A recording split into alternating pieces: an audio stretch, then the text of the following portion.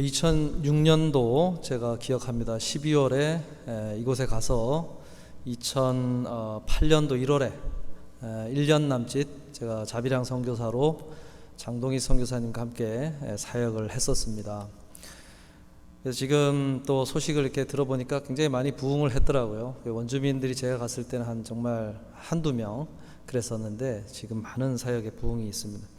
제가 그곳을 떠나오면서 마지막으로 이제 고별 설교의 말씀을 드릴 때 이 본문을 가지고 말씀을 드렸었습니다. 그래서 사이판은 저에게 로뎀나무와 같은 그러한 곳이었습니다. 이렇게 말씀을 나눈 적이 있습니다.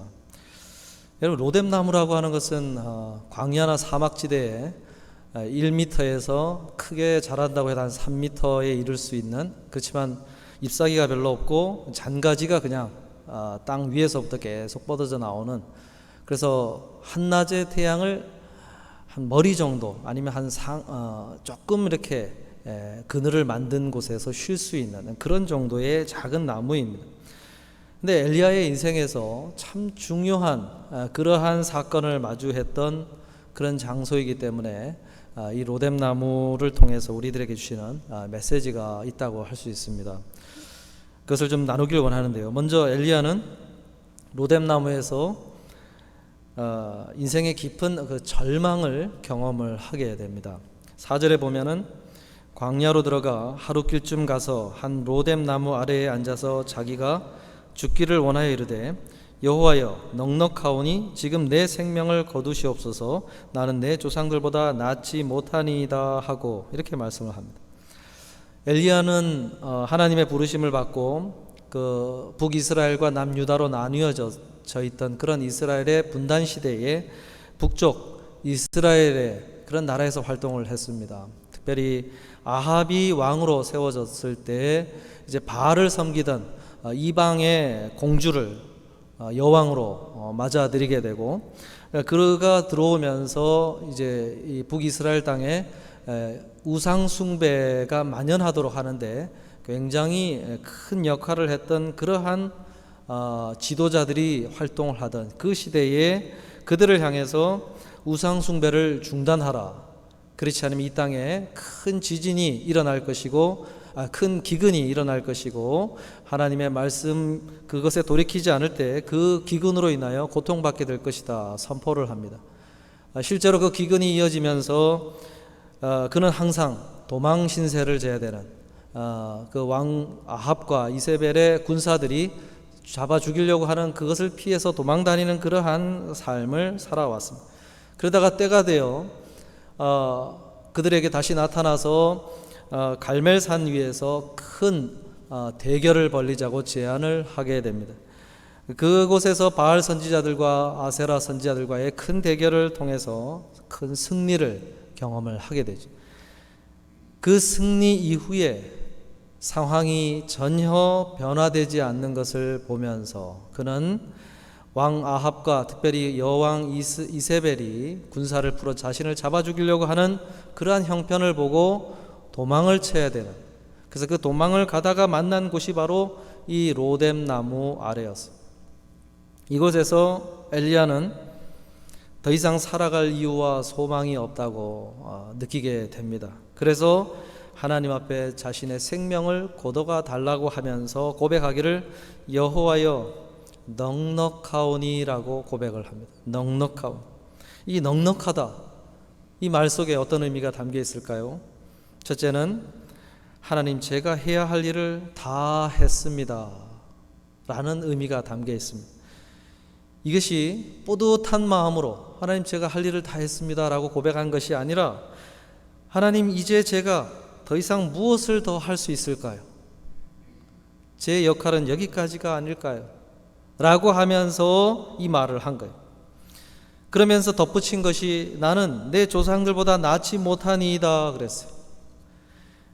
모세와 같이 여호수아와 같이 이스라엘 역사에서 큰 위대한 승리를 가져왔던 그런 조상들, 그러한 선조들보다 자신이 비교해 볼 때 저는 그에 미치지 못합니다. 저는 이것밖에 안 되는 사람입니다. 이렇게 도망치다가 죽을 수밖에 없는 그러한 사람입니다 라는 자신에 대한 절망을 느끼고 있는, 한없이 자존감이 낮아져 버린 그러한 모습으로 지금 이 고백을 하고 있습니다.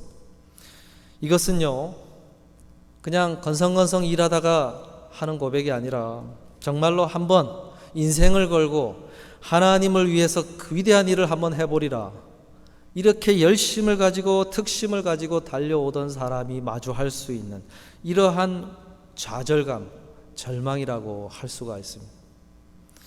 그리고요, 넉넉하다라는 이 말 속에 또 하나 담겨있는 의미는 더 이상 주님 바라는 것이 없습니다 라는 뜻을 가지고 있어요. 바라는 것이 없습니다. 누구를 향한 바람과 기대가 사라져버린 걸까요? 그것은 이 민족을 향해 더 이상 소망을 둘 수가 없습니다. 주님, 저는 이 북이스라엘 이 땅을 향한 희망을 더 이상 가질 수가 없습니다 라는 그러한 고백, 공동체를 향한 좌절감과 낙심, 회의감이 그에게 찾아왔다는 것을 알 수가 있습니다. 여러분, 하나님께서 이 장면을 우리들에게 보여주시는 이유는 우리가 엘리야처럼 내가 하나님을 위해서 열심을 내리라, 그러한 마음을 품고 열심히 달려가다가 마주할 수 있는 절망이요, 그리고 교회 공동체를 향해 또는 하나님이 부르심이 있는 곳이라고 여기는 어떤 가정 공동체를 향해, 남편을 향해, 아내를 향해, 또는 교회 공동체원들을 향해 달려가다가 그들을 향해 실망감과 낙담을 가질 수 있는, 찾아올 수 있는 그러한 종류의 절망과 좌절이라고 할 수 있습니다. 여러분, 그런데 이런 모습을 보여주는 이유가 무엇일까요? 이 장면을 보면서 우리가 그러한 로뎀 나무를 마주할 때 나 자신을 향해서, 공동체를 향해서 그러한 실망감과 낙담과 좌절감이 찾아왔을 때 이 엘리야를 보라는 것입니다. 이 엘리야를 하나님께서 어떻게 이끌어 가시는지를 보면서 그 속에서 우리가 다시금 일어설 희망과 용기와 소망을 가지라고 보여주시는 것입니다. 제가 사이판에 갔을 때 가기 전에 상황이 그런 상황이었어요. 제가 한 3년간 일반 학교에서 이제 선교단체 활동을 하고 신대원에 가리라, 신학대학원에 가리라 이제 뜻을 정하고 가서 이제 전도사로서 사역을 처음으로 시작한 것이 이제 어린이 주일학교 사역이었어요. 이 주일학교 사역에 교사들이 한 10여 명 넘게 있었는데 그분들하고 사역을 하면서 제가 한 3년 끝자락에 어떤 걸 느끼게 됐냐면 저의 한계를 느끼게 됐어요. 제가 주님 더 무엇을 할 수 있을까요? 이런 제 자신에 대한 사역자로서의 어떤 한계, 그런 낙심, 이런 것이 생겼는데, 또 하나는 함께 동역해 가던 그 교사들을 향한 어떤 실망감, 낙담이 생겼어요. 제가 성경 공부도 같이 하고 여러 가지 독서 나눔도 하고 많은 그런 사역을 했는데, 그 교사들 안에 이 동역자 의식이 계속 강하게 생기는 것이 아니라 어떤 큰 다툼과 갈등이 많이 생겼었어요. 그래서 그러한 어떤 것이 회복이 안 되고 계속해서 그런 일들이 생기는 걸 보면서 제가 섬기고 있는 그 주일학교 사역을 감당하는 그 교사들을 향한 그러한 실망감과 낙담이 많이 생겼었어요. 그럴 때 제가 이 사이판에 가게 되었고, 1년간의 시간을 지나면서 이 엘리야와 같은 이러한 고백을 나중에 하게 되는 그러한 은혜가 있었기 때문에 이 로뎀 나무를 만난 엘리야를 묵상할 때 참 귀한 개인적으로 은혜가 있습니다. 여러분, 하나님은 어떻게 엘리야를 이끌어 가실까? 이러한 상황을 마주한 오늘 그리스도인들에게 하나님은 어떻게 그들의 삶을 이끌어 가실까? 이것이 오늘 우리가 들어야 될 메시지라고 할 수가 있습니다. 오늘 말씀을 통해서 보니까 첫째로 하나님께서는 먼저 엘리야에게 적당한 쉼과 먹을 것을 먹도록 하셨습니다. 5절에 보면은 로뎀 나무 아래에 누워 자더니 천사가 그를 어루만지며 그에게 이르되 일어나서 먹으라 하는지라 말씀합니다. 다른 말씀 아무 말씀 안 하시고 가장 먼저 엘리야에게 천사를 통해서 하도록 하나님께서 하신 조치가 뭐냐냐, 그것은 잠들어 있는 그에게 일정한 잠을 잘 수 있도록 주셨다는 거예요. 여러분, 그는 지금 아합과 이세벨의 군사들로부터 추격을 받고 있는 상황이었습니다. 목숨이 지금 위태로운 그러한 상황에 도망을 쳐서 지금 달려가고 있었기 때문에 그 항상 불안감에 시달리면서 잠을 잘 수가 없었습니다. 그리고 급하게 떠나오느라 그 여정에서 필요한 먹을 것을 챙겨오지 못했어요. 얼마를 달렸는지 알 수 없고 잠이 모자라서 지금 피곤에 지쳐있는 상태로 몸을 끌다시피 해가지고 달려가고 있던 그가 지쳐 쓰러지고 있어요. 기도하다 쓰러진 건데, 그런 그에게 천사가 안심하고 잘 수 있도록, 그가 중간에 깨어나잖아요. 그럴 때 천사가 옆에 있다는 것을 확인시켜 주면서 안심하고 잘 수 있도록 해주시고, 그리고 허기진 배를 채울 수 있도록 먹을 것을 주셨다는 것입니다. 우리가 상당히 건강에 신경을 많이 쓰지 않습니까? 운동도 하고 먹을 것도 가리고, 그리고 수시로 체크를 해가면서 검진을 받아가면서 건강에 신경을 많이 쓰죠. 그런데요, 정작 우리가 감당할 수 없는 어떤 정신적으로 너무나 힘든 스트레스와 순간이 찾아왔을 때 우리가 어떻게 관리할 수 없는 기능들이 있어요. 그게 뭘까요? 그것은 편히 잠들기가 어렵다는 것입니다. 잠이 들었다 할지라도 그 스트레스가 여전히 나의 무의식을 영향을 주면서 그 불안감과 그것이 우리를 편히 잠들게 할 수 없도록 만들어버리기 때문에 잠드는 것조차도 우리가 어떻게 할 수가 없어요. 그래서 약물의 힘을 빌리지 않습니까? 수면제를 먹는다든지. 그리고 또 하나 우리가 케어하기가 힘든 것은, 그러한 내면적인 스트레스가 찾아왔을 때는 이 식욕이 없어지거나 아니면 음식을 먹어도 소화가 제대로 안 된다는 것입니다. 그래서 배탈이 나는 거예요. 그래서 소화제를 복용을 하기 시작을 하고 약물의 힘을 의지를 하지 않습니다. 그러니까 엘리야에게 하나님께서 가장 긴급하게 취한 조치는 이러한 기초적인 부분들이 이루어지도록 하나님께서 은혜를 베풀어 주셨다는 것입니다. 여러분, 시편 127편 2절에 보면은 너희가 일찍이 일어나고 늦게 누우며 수고의 떡을 먹음이 헛되도다. 그러므로 여호와께서 그의 사랑하시는 자에게는 잠을 주시는도다. 이렇게 말씀을 해요. 잠도 하나님이 주실 수 있는 은혜에 들어간다고 지금 시편 말씀이 고백을 하고 있습니다. 엘리야에게는 그러한 육체적인 쉼을 누릴 수 없는 상황에서 하나님께서 그것이 가능하도록 해 주셨다는 것입니다. 그리고 더구나 천사가 엘리야를 깨울 때 어떻게 다루고 있는가를 가만히 보면은 5절과 7절에 반복해서 나오는 표현이 있는데, 그를 어루만지며 그에게 이르되 일어나서 먹으라 하는지라 말씀을 합니다.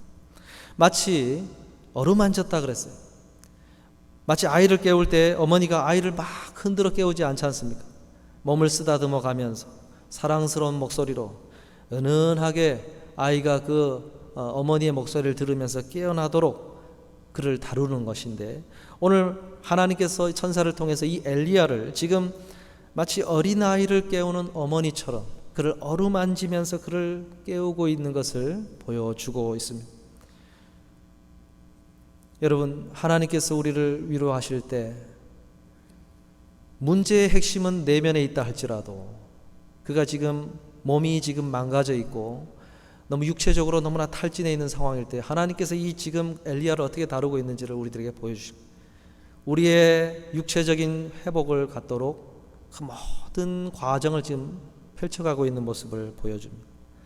여러분, 오늘 우리들에게 이러한 하나님이 주시는 은혜의 쉼이 우리들에게 필요한 줄로 믿습니다.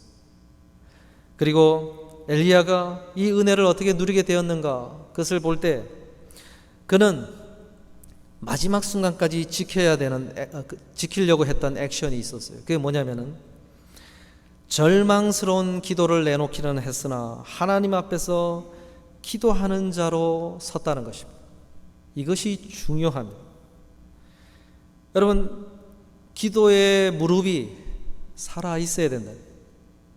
이 하나님이 주시는 은혜의 그러한 쉼을 누리기 위해서는 최소한 우리에게는 이 기도하기 위한 기도의 액션이 살아 있어야 된다는 것입니다. 그래서 우리의 그러한 쉬는 쉼조차도 하나님의 은혜를 요청하면서 그러한 쉼을 가져갈 때 우리들에게 우리의 육체 속에 베풀어 주시는 그러한 하나님이 주시는 은혜가 임할 수가 있다는 것입니다.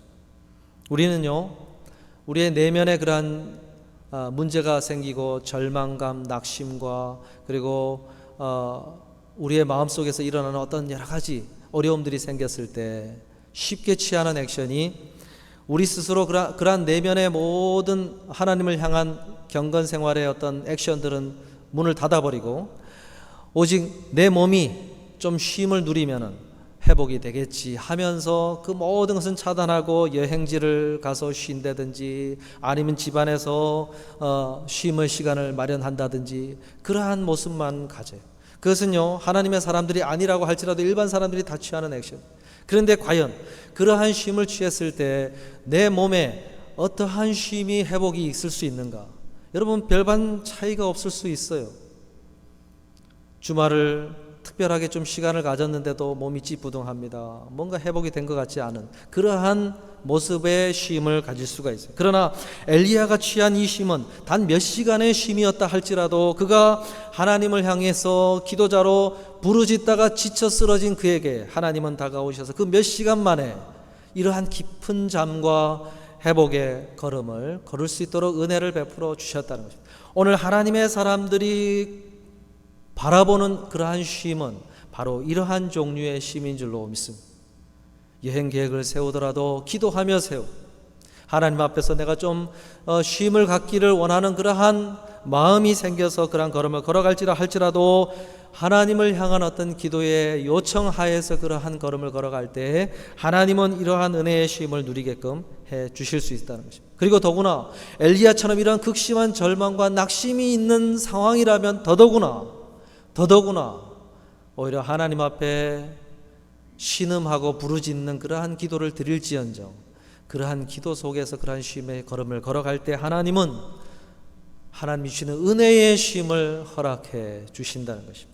여러분, 이 사실을 바라보시면서 나에게 이런 로뎀 나무와 같은 그러한 어려움이 찾아왔을 때 하나님을 향한 기도의 무릎을 꿇으실 수 있는 저와 여러분 되시기를 주님의 이름으로 축복합니다.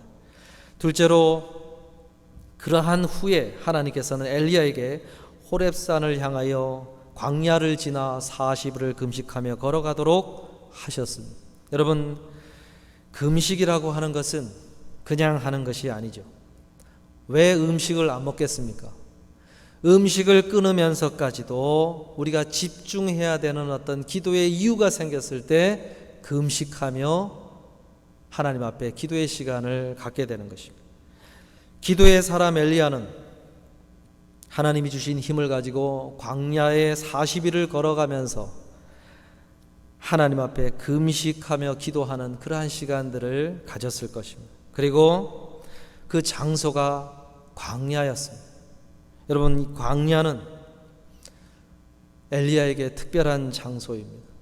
광야는 그가 하나님의 사람으로 그의 사역 기간 내내 머물렀던 장소가 광야였고 그 광야에서 살아계신 하나님을 경험했던 그의 사역의 마음들이 온통 기억들이 담겨져 있는 그러한 광야였습니다. 그 광야 길을 걸어가며 그는 그의 부르심의 처음 순간부터 지금의 순간까지 그가 하나님을 향하여 어떤 마음으로 달려왔는지 그리고 그가 경험한 하나님은 누구셨는지 그것을 한 걸음 한 걸음 묵상하며 그 길을 걸어간 것입니다.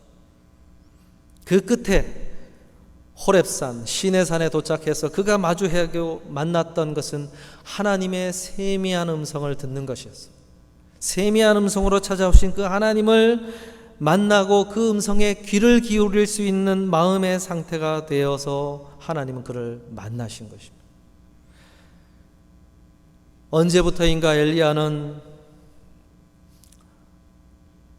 하나님께서 강건적으로 역사하시는 그가 선포하면 그 땅 온 땅에 기근이 임하고 그가 기도를 하면 강한 불이 하늘에서 내려와 물로 적셔진 재물을 불태워버리는 그러한 하나님을 경험하면서 세미한 하나님의 음성에 귀를 기울이는 내면의 질서가 헝클어진 것. 언제부터인가 그것이 헝클어졌습니다. 그래서 하나님은 호렙산에서 하나님을 만날 기대감을 잔뜩 하고 기다리고 있는 그 엘리야를 불로도 만나 주시지 않고 지진과 강한 바람 가운데서도 만나 주시지 않았어요. 그러나 아무런 눈에 보이는 화려한 그러한 자연 현상이 없고 아무런 능력이 나타나지 않는 가운데 세미한 들릴랑말랑한 하나님의 그 세미한 음성 앞에서 머리를 조아리고 귀를 조아리고 마음을 쫑긋하고 있는 그 엘리야에게 나타나셔서 하나님이 그를 만나 주셨다는 것입니다. 여러분, 그의 문제는 육체적인 문제가 아니었어요. 그러나 겉으로 나타난 것은 육체적인 문제였죠.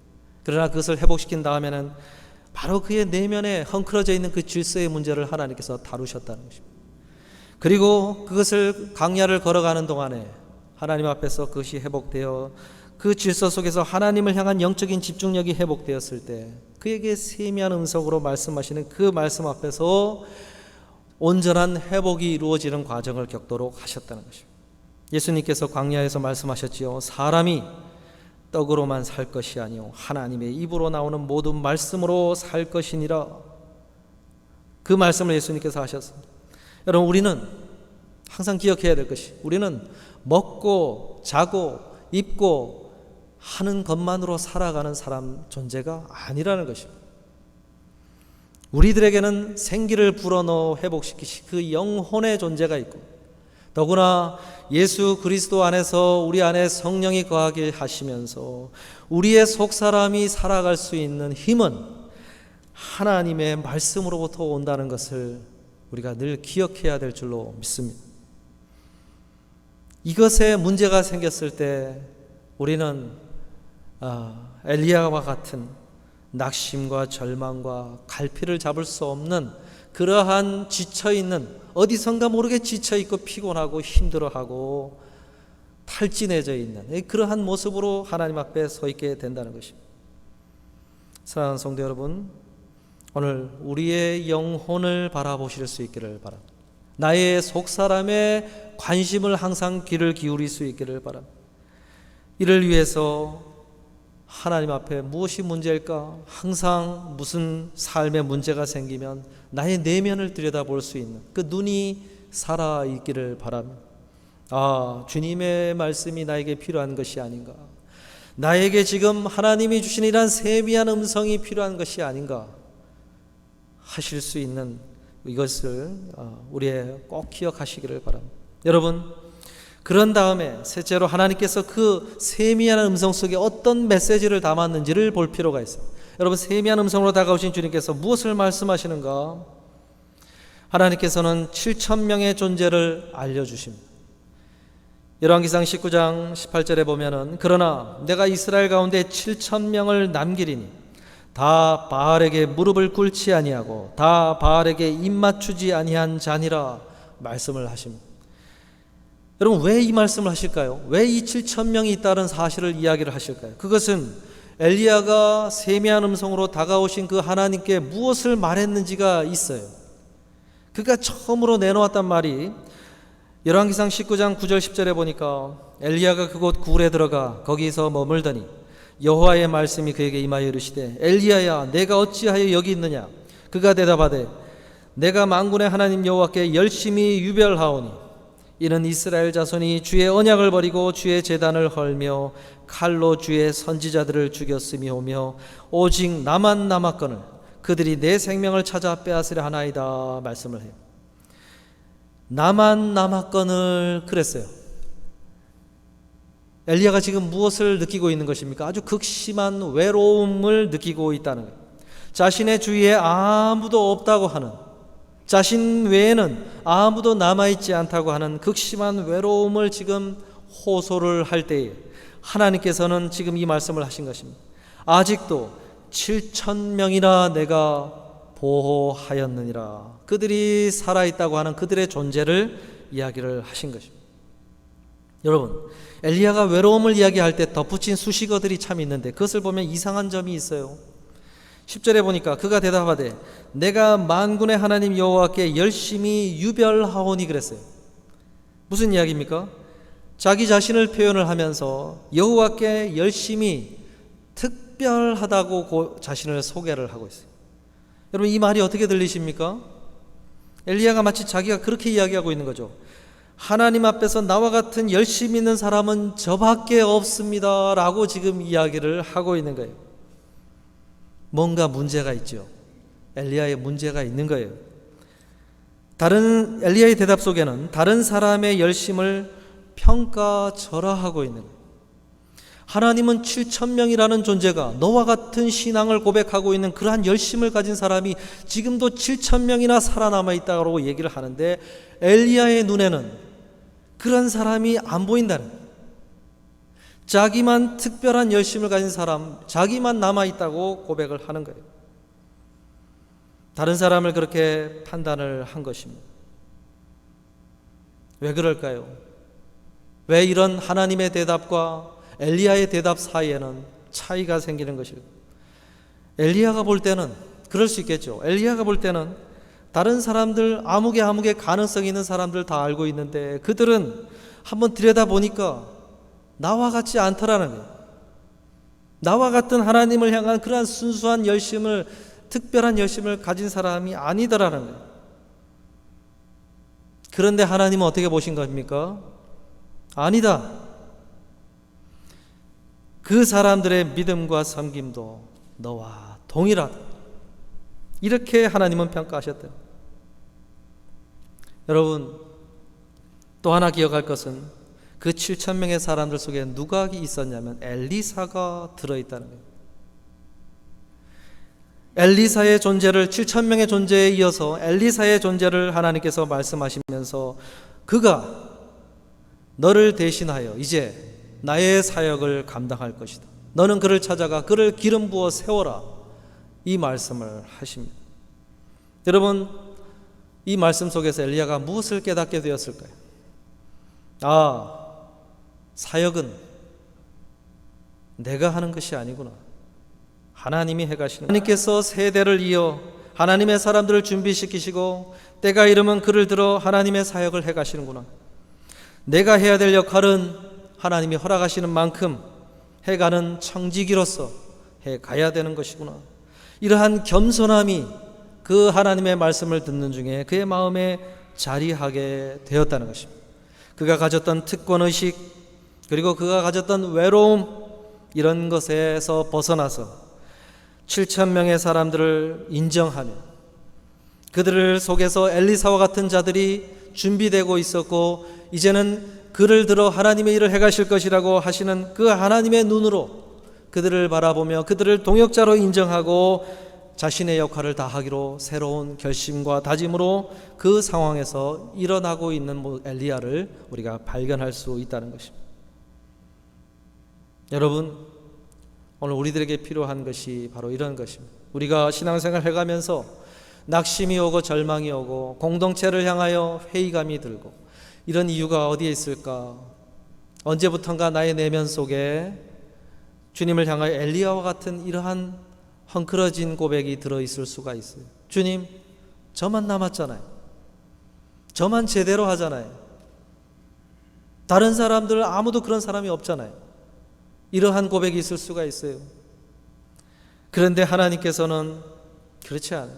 내가 보기에 좀 부족하고 내가 보기에는 참 아닌 것 같이 보여도 하나님은 하나님의 일을 시키기 위해서 그들을 준비시키고 계신다는 거예요. 그리고 때가 이르면 그들을 통해서 내가 했던 그러한 일들을 그들을 통하여 해가도록 세워 가신다는 거예요. 여러분, 사역은 누가 하는 것입니까? 하나님, 그분이 해가시는 것입니다. 사역은 하나님의 일은 하나님이 해가시는 거예요. 우리는 우리에게 주어진 만큼만 일하고 겸손히 그분 앞에 그 일을 다 하고 묵묵하게 살아가져 가는 존재로, 잊혀져 가는 존재로 하나님 앞에 서면 되는 것입니다. 엘리사가 등장을 했을 때 사람들은 엘리사를 보며 환호해 엘리야를 잊어갑니다. 그러나 그 엘리야를 하나님은 잊어버리지 않습니다. 그것이 중요합니다. 하나님은 항상 한 사람 한 사람들을 동일한 분량으로 기억하십니다. 엘리야를 또 등장을 시키시죠. 하나님의 엘리사를 등장시킬 수도 있는데 엘리야를 등장시켜요.